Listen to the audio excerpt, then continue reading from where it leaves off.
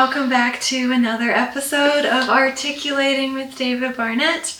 I am your host, Anna Thornton, and as always, I am joined with my delightful co-host, David Barnett. And we are so excited today to discuss our upcoming exhibition that opens on July 17th. It's called Sounds, Gershwin, Kandinsky, and Barnett. And this exhibition has been a year in the making, so we're so excited to see it finally all come together and make its debut. And as you can tell from the title, it has several components to it. So David, to start us off, can you share with our viewers what those three components are? Yes, of course. The first component, of course, everything's based on George Gershwin, and if I back up a few years, I've always painted to music. I love music. I can't play music, but I love hearing good music. And so I've always listened to music and I painted to music ever since I can remember. And so the first component of the exhibition is based on George Gershwin's art collection. And in the 1930s, he was very successful, obviously, and he had a nephew that lived in Paris. And so his nephew was curating his collection and was sending Gershwin photos of different artworks that he saw in Paris that he suggested to Gershwin to buy. So the first component of our exhibition is artworks by the artists that George Gershwin collected, by artists that are in our collection. Mm. So, such as Matisse, Kandinsky, Abraham Walkowitz, for example. Mm-hmm. Then the second component is a collection of 24 original woodcuts by Kandinsky that he did between 1907 and 1912 from a portfolio that he produced called Klänge, which in German, of course, it means sounds. And Kandinsky wrote poems to go with the woodcuts, and so these will be the second featured part of the exhibition. And Kandinsky wrote about these particular woodcuts that it influenced him to the extent that normally an artist does paintings and then they do prints as an afterthought. In this case, Kandinsky did these woodcuts from Klänge, and he said in a writing that he wrote up about it that the woodcuts influenced his abstract painting style. Mm-hmm. So I thought that makes him even more significant. And so that's the second component. And then the third component is more personal for me. It's so Jake, our filmmaker here, was behind the scenes, and Heinzel Kunzmann, who they both came out to my home studio in Heartland. And so Heinzel played the 1934 Steinway piano, and Jake recorded my painting drawings, actually interpreting Gershwin's music. And so that's the third component of the show. And then actually, technically, there's a fourth component of the show, which will be the filming that Jake did when they came out to the house. Mm-hmm. That'll be at the exhibition as well. And then actually, there's another component too, now that I'm thinking about it. Heinzel's going to be at the opening on July 17th, Friday night, mm-hmm. from 5 to 9 p.m. And he's going to be playing Gershwin's music. Wonderful. So I was kind of teasing him because I thought maybe he'll do a duet with the video. So play with themselves? Yeah. Ah. We'll see how that goes. Anyway, so the first piece that we have is from the drawings that I did interpreting the music. Wonderful. And this one is from Foggy Day, commissioned by Fred Astaire, the dancer. Is that correct? Yes. And so tell us about this piece. Yeah, so it was very inspiring for me, and it was very spontaneous because I didn't really have any advanced notice. Heinzel was playing these compositions, and for the most part, except for Rhapsody in Blue, which is like 11 minutes, most of the compositions were relatively short in duration, and so I had to interpret the music and the words visually very quickly and spontaneously with oil pastel. And so this is Foggy Day, based on Fred Astaire's Dancing, and that was commissioned. Fred Astaire commissioned the piece by Gershwin. Wonderful. There's such an energy to this piece. Just the lines have such vitality, and just the movement that you were able to express. I can really see the figures. Like, even though a leg would never really curve like this in real life, you get that sense of energy and flexibility that a dancer has. Yeah. Which is really refreshing. Yeah, artistic license. And did you find, under these time constraints that you mentioned, was that kind of nerve-wracking, or was it more liberating that you could just express something At first instantly? it was a little bit nerve-wracking, but then once I got into it, then it was really very freeing, actually. Yeah. Yeah. I would imagine your kind of artist intuition would just kind of take over. So you get those kind of pure artistic decisions without having to weigh it and maybe go back. And so you have that kind of first impulse right here on the page. Yeah. Yeah, so I didn't have time to get stressed out over it. That's good. And is this area kind of the fog in front of the sun? That's the fog, and then it's the stage. And do the colors have certain symbolisms to them, or was it more about what you felt in the moment? Yeah, just like you're saying, the energy of the colors. Next up, we have another piece from your live music session. And this one was inspired by a song from Porgy and Bess called I've Got Plenty of Nothing. So, what are your thoughts on the making of this piece? So this is a very short song, and it was especially fun for me to be painting nothing. It seems like a contradictory phrase. How do you paint nothing? Right. Yeah. And so here's plenty of nothing. Yeah, pretty self-explanatory, but very spontaneous and very free. And so I put a frame around it with the oil pastels to start with. And it kind of reminded me, the framing of it kind of reminded me of some of David Hockney's works. Oh. So I actually met him years ago when he was in Milwaukee. He was here in Milwaukee. Wow. Did he come into the gallery? No, he actually was at a different gallery. Oh. But I went to meet him and to have him sign a poster, which I have at home. But so I was standing in line to have him sign the poster, and he had this rubber stamp in his pocket. Yeah. And so he was signing with the stamp. Oh. So got to the front of the line, and he goes like this, and I looked at the signature, and it was kind of smeared. Yeah. So I said, "Oh, it's kind of smeared up. Would you mind stamping it?" And he looked at me and gave me a real dirty look, and he went, wow. and he stamped it 6 or 7 times. That's a fun story. Yeah. Anyway, so there's very free and loose and spontaneous. I like the bold use of color. And I use a lot of complementary colors. You know, orange and blue are complementary, red and green are complementary, and then yellow and purple.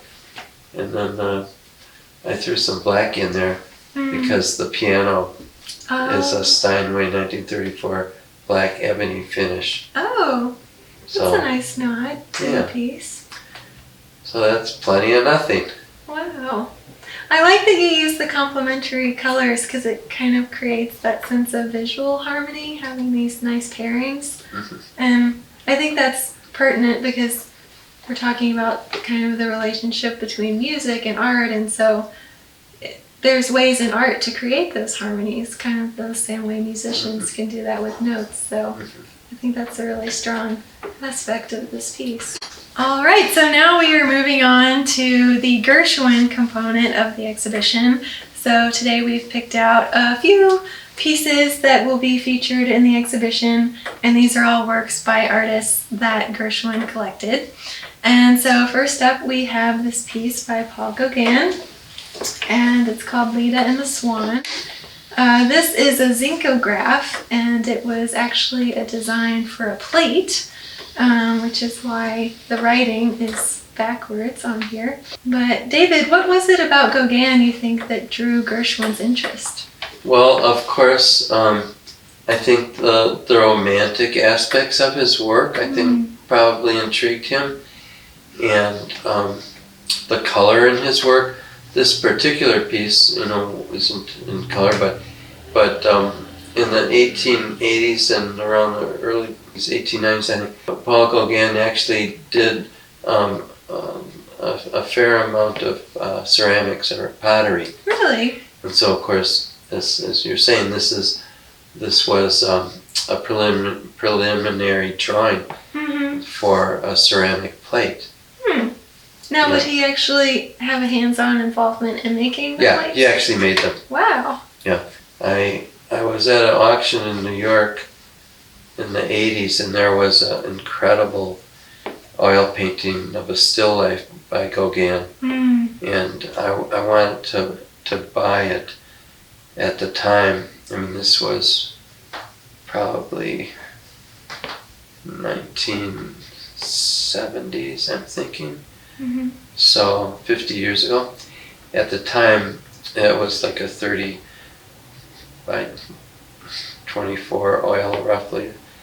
Just gorgeous. The colors were so luscious, And it was estimated, I think, around $130,000. Wow. And I was with a client, and I said, well, go in on, what did he pay for half? And the client said, no. Oh. I should have bought it myself. Wow. It's probably be worth $20 million now, but it's just gorgeous. But anyway, that's my Gauguin story. Nice. I just marvel every time I see this piece because Gauguin, he's collected by museums around the world, so it's just so neat that we have one right here in our collection. Yeah. So here we have a piece by Abraham Wolkowitz, and this is a piece which depicts his muse, Isadora Duncan, and she has been dubbed the mother of modern dance. She kind of threw off the rules of classical ballet and refused to wear point shoes and was in favor of a more flowing, expressive form of dance. And so we see that here with this watercolor and ink piece.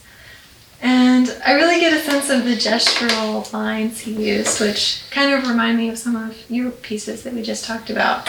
There's a sense of movement and freedom there. What stands out to you about this piece? I think the fact that she's dancing and the movement of it, and also the historical aspects of Wolkowitz's work, that he was a major part of the pivotal 1913 Armory show in New York. Tell us about that. Where they showed all the contemporary great French artists of the day, as well as American artists. Yeah. And do you think dance functions in a similar way to music in its relationship to art? Definitely. Kind of this similar Yeah, you've got movement and space and composition. Right. Yeah, I can see why Gershwin would want one of his pieces in his collection. Yeah. Now on the easel we have a piece by Andre Duran, and this is of the court jesters. So we have two different little frames with gestures making faces here. Very expressive, especially the one on the bottom with his tongue sticking out with that bright red triangular shape. It really grabs your attention. But Durand, of course, was the co-founder of Fauvism along with Henri Matisse, so there's a strong interest in color and the different emotions it can express here. So, David, since we're talking about color and music and art, how would you say color relates to music? Because interpreting the music, the sounds have color, and that's what Gershwin talked about. Yeah, I think of his famous song "Rhapsody in Blue." That's blue in the title. Yeah. Can you hear or see blue when you listen to that song? Definitely. Yeah. Yeah. I still have to produce some acrylic paintings for the show. Oh.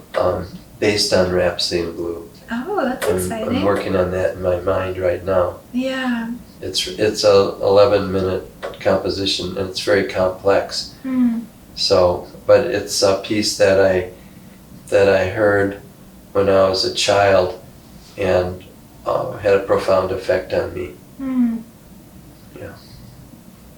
And when you're making a piece and you're choosing color, do you kind of think about the sound it might translate to? Definitely. Yeah. Yeah. This particular piece, she did a whole series of woodcuts illustrating Pantagruel's The King of Despots in 1943. But what's so special about it is he did the woodcuts. He actually hand painted each wood block. Oh. And then printed them with one printing. Normally you ink up the blocks and you have different blocks and register them and for the different colors. In this case, he basically hand painted each wood block and then made it and then printed each impression that way. That's interesting. So that kind of explains why there's these variations in the color, because he would have been painting them. Yeah, wow. Very painterly. It is. Yeah. I like how he uses the kind of white outlines. I guess that's where the blocks would have been kind of separated to create that negative positive space. Yes.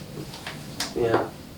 On our easel now, we have a piece after Henri Matisse's 1926 oil painting. It's Still Life with Bowl of Lemons. And the reason I wanted to talk about this piece is because, well, there's a clear connection between, I feel like, the music and the art that we've been discussing in the pattern in the background. To me, the red and white, there's just a real rhythm to that area. And I think in combination with the bright, bold colors, it's just interesting to me how the background really becomes its own story and the lemons almost supporting role, I guess, in the story of this composition. But David, what stands out to you about having a Matisse in Gershwin's collection? Well, of course, Matisse was one of the greatest artists of the 20th century, and Gershwin was one of the greatest composers, so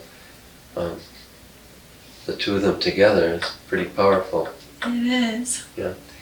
And the painting that this was made from is in the permanent collection of the Art Institute of Chicago. A painting from, 1926, I think? Yeah, so it's right in the prime time, for Gershwin, really. And this piece, it's kind of an unusual material. Can you tell our viewers about how it was made? Yeah, so it's a porcelain enamel on steel painting that was produced by a local Milwaukee manufacturing company named Guder, Paschke and Frey. They started in business in the 1890s, and they made products out of porcelain enamel, like stoves, refrigerators, farm implements, and things like that. And when plastics came in to the scene in the 60s, they got into financial straits because nobody's going to pay $19.95 for a porcelain pail you could buy one for a plastic one for 99 cents. Mm. So the owner's daughter came up with an idea to produce artworks by famous artists in the same process, porcelain, enamel, steel. So it's basically baked on glass. Wow. And these works can go outdoors, and I've had them outside at my house for over 35 years, and 12 months out of the year, and that's the only thing I've ever found that won't fade. Wow. Yeah, and they're winter, hail, snow, rain, hot, cold. That's unusual for an artwork. Most of the time we're trying to prevent them from disintegrating, so that's a good quality. Yeah. Now, I guess to kind of round us off for this section on Gershwin's art collection, I'm curious, since you've been an art collector for 60 plus years now, what do you think Gershwin's artworks say about him as a collector? Well, that's a big question. Yeah. I think, obviously he was one of the world's great creative minds. Mm-hmm. And I'm in awe of him when I listen to his music, what he was able to create. Yeah. And so I think it's well reflected in the art that he collected. Mm. Yeah. Good answer. And a lot of people don't know that Gershwin was actually interested in the visual arts, like practicing them himself, and he would draw and paint and kind of go back and forth between composing music and painting. And I think that probably adds a real depth to his musical compositions, that he had this whole other genre of work that kind of fed into his music. Definitely, because as we said, his nephew was an artist and lived in Paris, and he bought Gershwin some art supplies. Wow, that's cool. Mm-hmm. That's how he got his start. Yeah.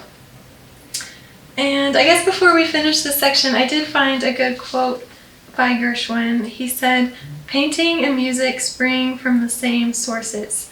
Music is design, melody is line, harmony is color." So I wanted to get your thoughts on that statement. I don't think I could say it any better. Oh, well, when he talks about music and art springing from the same source, I know it's hard to put into words, but what do you think that source is? Yeah, I think it's just a creative process, and dealing with different compositional elements, with composition and line and color. Yeah, that makes sense. Mm-hmm. Yeah, I think that's one of the wonderful things about human beings, is we have this creative impulse, and no other creature really has that ability to respond to the emotions that music and art can evoke. And that's a good segue into our next segment, which is on Kandinsky, because he was very interested in kind of the spiritual power of color and art and music. So now we are transitioning into this third component of the show, which is about the woodcuts of Kandinsky from his Klanga portfolio. And the Klanga portfolio has an interesting history in itself. It actually it had some challenges, I guess I should say, in its publication. The publisher was kind of hesitant to publish it because he didn't know if it would perform that well. And so Kandinsky had to foot all of the production costs himself. But it's a really interesting work of art in that it combines woodcuts with poetry into a portfolio. And so there were 56 woodcuts in total, and that includes the little vignettes that he made to go along with the poems. And for the show, we framed up 24 of the large black and whites and color pieces. And so here we have two riders in red, and the rider motif is something that we see in a number of different pieces. For Kandinsky, the symbol of the rider was kind of his motif that he clung to express moving beyond traditional representation and more into the expressive world of abstraction. So that's why we see it come up a lot. Also, the movement that he founded was called the Blue Riders. So he actually came up with that along with Franz Marc, who was one of the co-founders of the movement. And they were both fond of the color blue, which is why they called it the Blue Riders. So that's an interesting little historical tidbit. Mm-hmm. But what is it about this piece that strikes you the most, David? I think from a compositional standpoint, and the riders and the horses, it's just a stunning composition. Mm. And the fact that it has a whole red background Yes. is very unusual. It is. And then with the positive negative space, using white to outline the black and white, and then the blue rider with the yellow on the horse. And then the white horse here, Right. and the blue rider. So 2 blue riders. 2 blue riders. And you were talking about that red background, and I think it's so powerful because it's such a departure from the typical blue that we think of when we think of the sky and the background. And having it be red, it can mean so many different things. Are they going to war? Is it early morning and the sunrise has set the clouds on fire? And it's just, it prompts all these different questions of what could be going on. Yeah. And then the green grass, being red and green complementary colors. Right. Yeah. And just the expressiveness of the lines in the tree and the way they're bending, the way the horse is kind of shooting straight up and like straining his neck. It just imbues the image with such power. And I think that's probably one of the strengths of the woodcut medium, is those kind of sharp contrasts you can achieve. Yeah, the boldness of it. Yeah. Which, as we said, influenced his paintings from the period. Can you elaborate on that, how specifically they influence those paintings? I think the boldness of working in woodcut, if any listeners have ever done woodcuts, you know what that boldness is, and the directness of that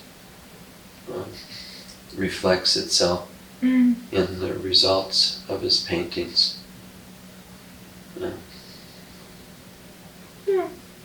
And the Blue Riders movement, it actually had a very short run. It was founded in 1911, but then with World War I, Kandinsky had to go back to Russia, and then Franz Marc, he was killed in action, so they kind of had to disperse. But you were saying that Klanga itself was published in 1913. So when you think about it, it's kind of amazing that these works of art survived 2 world wars, which makes it even more significant, I think. Yeah.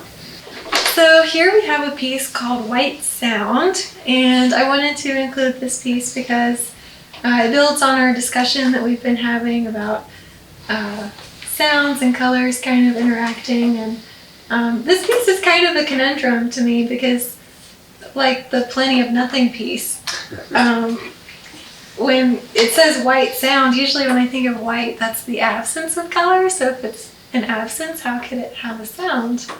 So, but Kandinsky, he grapples with that here. So I guess this is his interpretation of what that could look like. What are your thoughts on this piece, David? Yeah, but of course you have, in terms of positive negative space, the white becomes positive in many instances, Right. based on the juxtaposition of the blue and the black and the orange colors, and the purple. Yeah. And it's interesting that he chose to include other colors like the blues and the purples, because he could have done it in black and white, and then that could have been a white sound because it had no color. But the fact that he chose to include color is an interesting artistic choice. Yeah, and I mean, white is just such an interesting color, because there's so many colors in white, Right. depending Yeah. on the light and so on.